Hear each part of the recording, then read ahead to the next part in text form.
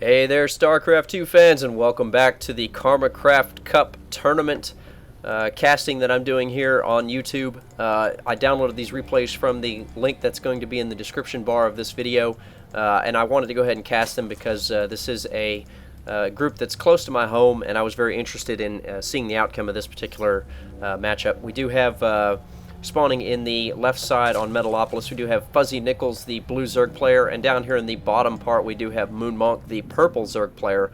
Both of these players we've actually seen in the first two sets. We had moonmonk play against Mouse. It was split a game apiece, and then we had Cheeseblock versus FuzzyNickles, and Cheeseblock, the Terran player, took that 2-0 over FuzzyNickles. So unfortunately FuzzyNickles just was outplayed both of those times, I believe.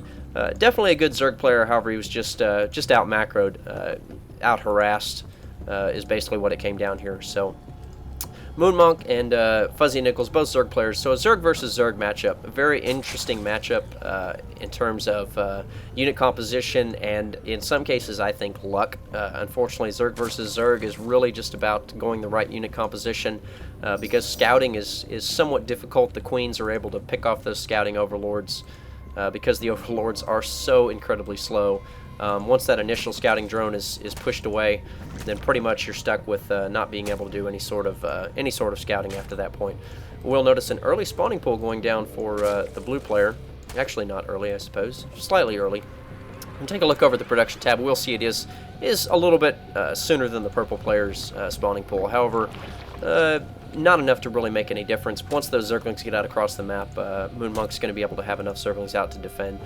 It'll be interesting to see if either player decides to go for any sort of early expansion. A lot of times you will not see players go for that early expansion simply because the Zerglings are able to get a good surround on that, especially when you get Speedlings. They're able to just push in there so quickly and just take care of any sort of expansion or drone saturation that's in place. We do see the purple Zerg player actually deciding to retreat his drone here. He does have his Overlord floating around over the blue Zerg player's base. An interesting thing to note is that they are close air positions, so it's possible that one player could go mutilus. That would definitely throw a wrench in things. However, if one player does decide to go a Roach Hydra build or something like that, those mutilus would be pretty much worthless at that point. We do have basically no speed on the way for either player yet. It'd be interesting to see if they're just going to go with... we do have actually speed on the way now for FuzzyNickles. Looks like he's just started speed. We do have a Spine Crawler going down for the purple Zerg player. So each player just taking his own route. Looks like the blue Zerg player is going to get in here with a couple of scouting Zerglings. Probably not going to be able to do a whole lot of damage simply because there are two Zerglings from the purple player as well. And with this queen in place, going to be able to defend that. But those Zerglings are not going to get picked off right away. Looks like they're just going to make their way back across the map, back to their home turf, where their queen can defend them from any sort of attack. Speedlings now about halfway done for the blue player and about a third of the way done for the purple player. We do see 8 more Zerglings coming out from the blue player, so he could be looking to put a little bit of early aggression on against the purple player. The purple player is not going to see this coming, I don't believe. His Overlord has actually moved all the way up here to check on the expansion, so he's not going to see these Zerglings pushing out until now when he sees it with this Zelnaga Watchtower. So these Zerglings are going to be in for a little bit of a surprise. Speed looking to be done here very soon for the blue player, so once speed is done, he's going to be able to do quite a bit of damage here. Now, we do see a couple of Zerglings in production for the purple player, but I think with this Spine Crawler, he should be able to hold this attack off. We do have a Roach Warren actually coming out now for the purple player, so a little bit of a different approach. We do have the Spine Crawler getting one stab in there away at those Zerglings, but the Zerglings do see the Roach Warren, and now that they know what tech to expect, we'll probably see some type of action taken by the blue Zerg player here. We do have an expansion actually going down, nearly halfway complete for the blue Zerg player, so he used that opportunity with that pressure that he put on to go ahead and drop down an expansion. And this Spine Crawler caught out of position. However, the Zerglings are going to engage. Will be interesting to see with both players having speed now. The Spine Crawler actually could get picked off here. It's in a good location because it's not able to get completely surrounded. However, the Zerglings actually are able to surround it on most of its sides, and that Spine Crawler is picked off. So 100 mineral loss there for the purple player simply because he chose to reposition that one Spine Crawler.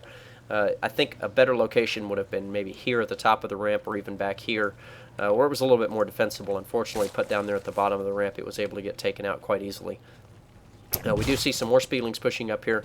One stab from that spine crawler, though, and they do. One of them does get picked off. So they're just going to choose to move back across the map and see what they can find.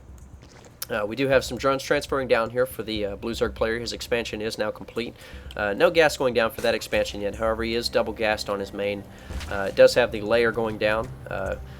Continuing to inject larva. Missing a larva inject there by just a couple of energies. So it does need to get that.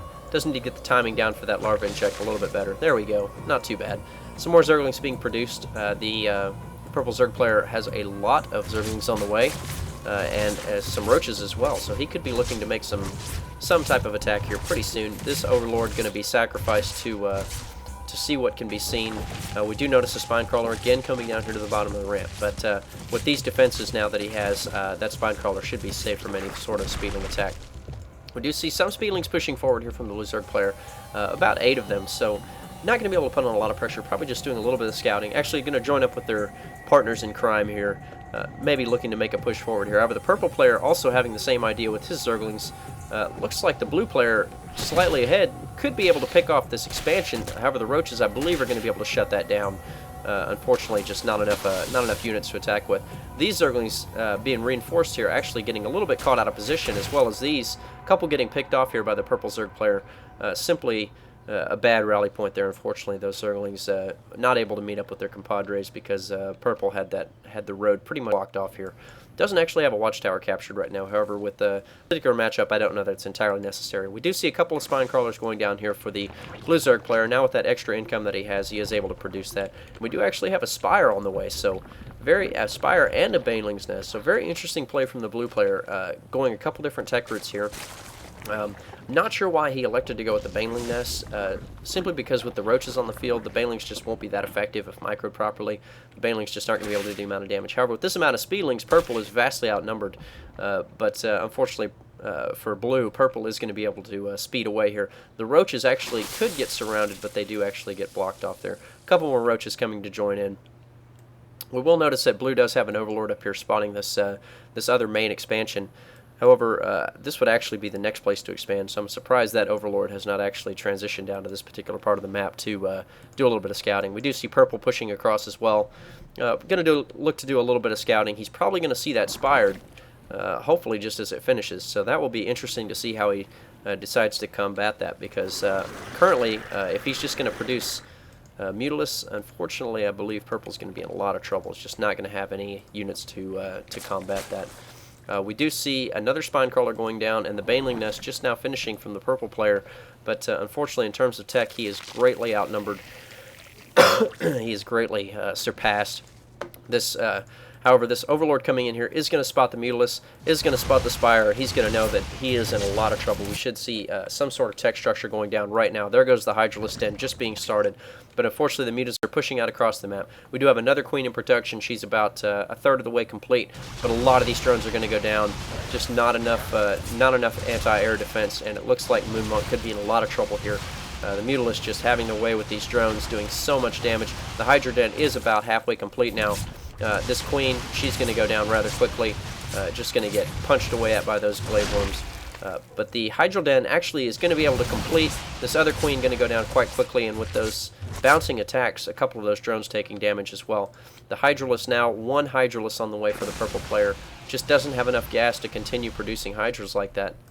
Really needs to get some drones back up here mining this gas, because at only 24 gas, he's not going to be able to produce any more Hydras. He could be in a lot of trouble if this attack continues. But he does actually push forward with his roaches. I completely missed this attack, and I apologize.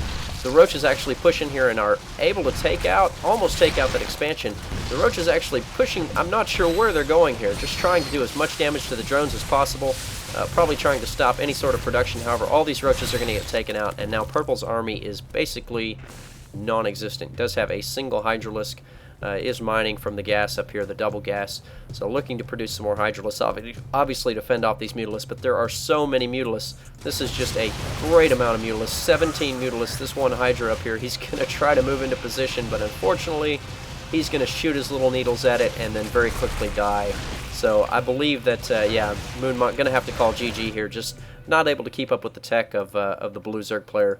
Once he transitioned to Mutilus and the Hydra Den went down, it just unfortunately was not fast enough to keep up with the Mutilus flying this very short flight distance that they had to go to get over here and do the damage. One thing that he did do that was very admirable was to push in with all of his units and see if he could distract the blue player for as long as possible, but unfortunately it just wasn't enough to overcome the discrepancy with these amount of Mutalisks. So good game by both players. We'll be moving on to game 2 of this particular matchup between FuzzyNickles and moonmonk. This was game 5 of the series of the tournament, and game 6 will be the next game of the tournament. So if you guys have any questions or comments, please feel free to leave them in the comment section below. If you enjoy my casting, I would appreciate if you would subscribe. I would really appreciate that. Thanks for watching, guys, and I'll see you on the next cast.